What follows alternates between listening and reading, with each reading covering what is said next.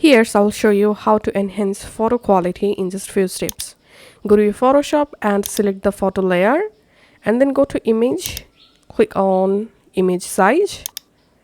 Check this resample box and click on this drop down, select preserve details enlargement, and then here select pixels, resolution give here 300 pixel, and width give here 55 59, and the height will automatically adjust. Now just click on OK. This will enlarge your photo size. Now zoom out your project.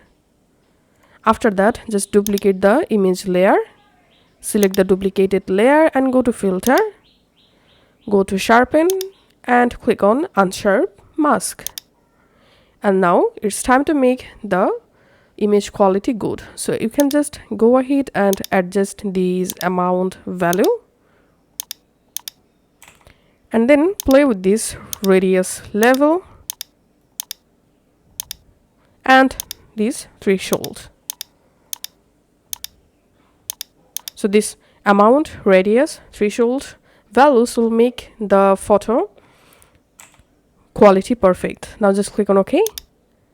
And here we can see the before and after results. Now go ahead and save your image. That's how you can actually enhance photo quality.